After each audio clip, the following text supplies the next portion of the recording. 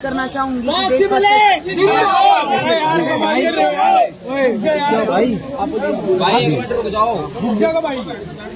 सबसे पहले तो मैं सबका शुक्रिया अदा करना चाहूंगी कि पूरा देश हमारे साथ खड़ा है। किसान संगठन, महिला संगठन, स्टूडेंट्स, हर कोई हमारा समर्थन में आज खड़ा है। परसों कैंडल मार्च था, वो भी पूरे देश में बहुत जोर शोर से किया हमारे समर्थन में। तो मैं धन्यवाद ही करना चाहूंगी कि सब लोग हमारे साथ जुड़ रहे हैं। हम दूसरी बात कर ले, आप लोग की जो मांग है वो कहीं ना कहीं इस गवर्नमेंट में दबाने का प्रयास हो रहा है, ऐसा देखने में आ रहा है। कई लोग ऐसा बोलते हैं, क्या ऐसा वाकई में है? देखो 17 दिन हो गए आज हमें, और इस बात से तो यही पता चल रहा है कि सुनवाई नहीं हो रही है, क्योंकि 17 दिन हो गए हमें। आप देख ही रहे हैं हमारी सिचुएशन, हम कैसे रह रहे हैं।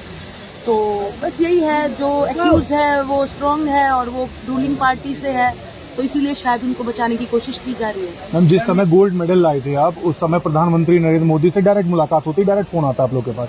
क्या इस समय, इस बीच जब से आप लोगों ने प्रदर्शन के स्टार्ट किया है, या पहले जब जनवरी में जब आप लोग बैठे थे उस दौरान से अभी के समय तक क्या प्रधानमंत्री जी से एक बार ही बात हुई है क्या? नहीं, एक बार भी बात नहीं हुई है। पहले प्रोटेस्ट में जो है खेल मंत्री जी ने बुला के हमें आश्वासन दिया था, लेकिन उन्होंने एक भी आश्वासन पूरा नहीं किया।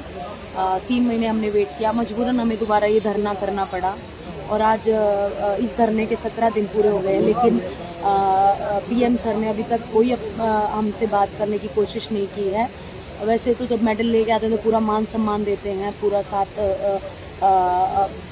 बैठ के डिनर करते हैं, तो लेकिन अभी मुसीबत के समय में वो नहीं साथ हैं, तो इससे यही लग रहा है कि शायद उनको बचाने की कोशिश की। मैम, देश भर के तमाम लोगों से मैम बात होती, गली मोहल्लों में गया, लोगों से मैंने बात की। लोगों का एक प्रश्न है, जब ब्रजभूषण शरण सिंह ने खुद से कह दिया है कि प्रधानमंत्री मोदी या फिर जेपी नड्डा या फिर अमित शाह अगर कह दे तो मैं इस्तीफा दे दूंगा, तो किस दबाव में है प्रधानमंत्री मोदी जी? आप लोग क्या सोचते हैं इस पर? देखो, अंदर क्या चलता है, पॉलिटिक्स क्या है, वो हम नहीं जानते। हम खिलाड़ी हैं और हम इन चीज़ों में कभी नहीं घुसे, और मैं आपके माध्यम से क्लियर कर दूं कि हम कोई पॉलिटिक्स नहीं खेल रहे हैं, ना हम किसी पॉलिटिकल पार्टी को सपोर्ट करते हैं।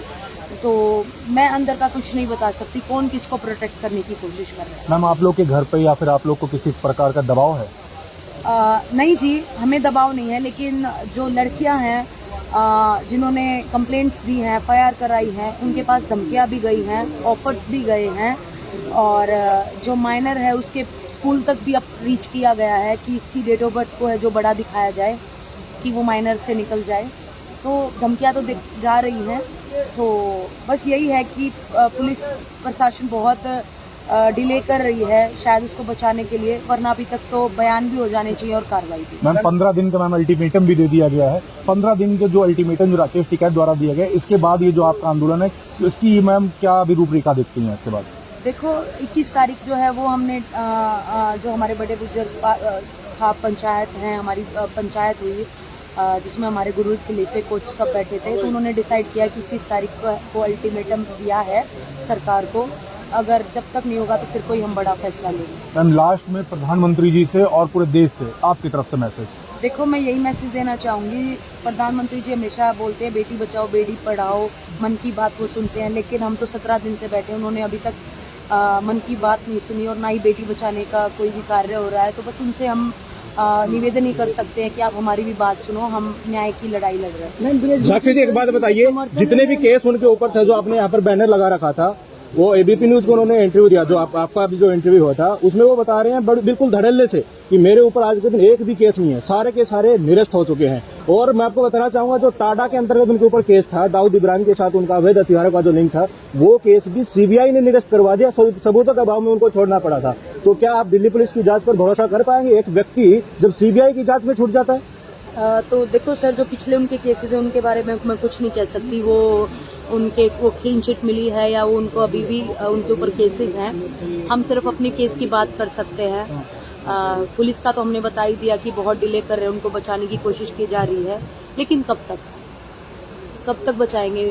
हम भी यहाँ बैठे हैं भगवान के घर में, देर है अंधेर नहीं है। मैम एक आखिरी सवाल है, उत्तर प्रदेश में हापुड़ में करनी सेना के द्वारा ब्रिजभूषण जी के समर्थन में रैली किया गया है, इस पे क्या कहेंगे आप? देखो कुछ ऐसे लोग हैं जो उनको प्रोटेक्ट करना चाहते हैं, वो उनकी मानसिकता है, वो उनका क्या विचारधारा है मैं उसके बारे में कुछ नहीं कह सकती, लेकिन हमारी विचारधारा और हम वो आपको 17 दिन से बता ही रहे हैं आपके माध्यम से।